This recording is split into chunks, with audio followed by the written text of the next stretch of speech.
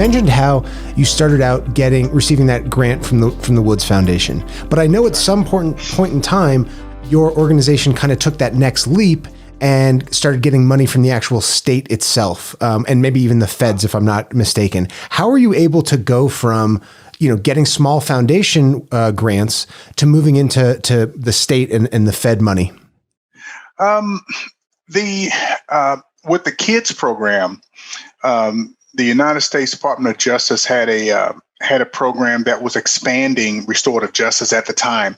That's where we secured, I think it was a $600,000 federal money to study it and to go forward with it, and which was successful.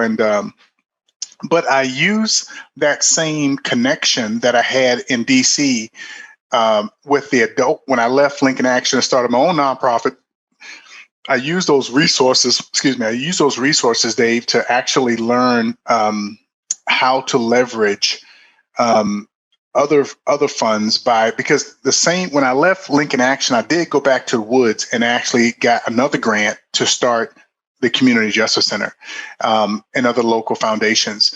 So what Pam Baker taught me too at the time was that, Jim, we're not here to sustain you. We're not here to fund you over and over and over again. We're here as a seed money to get you going. And she actually taught me how it actually worked. Besides for teaching me how to write better grants, she said, again, you have to be able to stand on your own 2 feet or look at other ways, diversifying your funding stream. And grants, Jim, always goes away. So when I started the Community Justice Center, I first started working with corrections and local probation offices by taking referrals and developing those revenues, and which have still these contracts are a little bit more stable. Put it that way. We still get grants. Matter of fact, I have to put a shout out to, as you know, in the Omaha area, there's a philanthropist. I'm not going to share their name. They heard about what we were doing, and I approached them about the program, and they actually are helping us fund all the prisons in the state.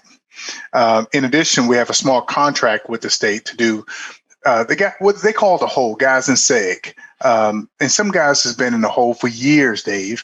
And they felt that the emotional hygiene technique and what we teach about being restorative justice can help those guys transition back to the general population.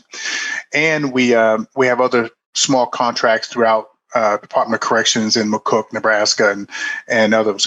But what is really important, because of our data and our research paper that was published 2019, it showed our effectiveness working with individuals, high risk offenders on probation. So we have a nice contract with them ever since 2006. We've been doing state probation across the state with that contract. And again, we actually, I would say we're 25% grants, 75% revenues from contracts. I hope you enjoyed the short segments from a recent interview I did with a good friend and colleague, Dave Nadelman. To view the rest of the interview and to learn more about the Community Justice Center, check out our social media pages and visit us at communityjusticecenter.org.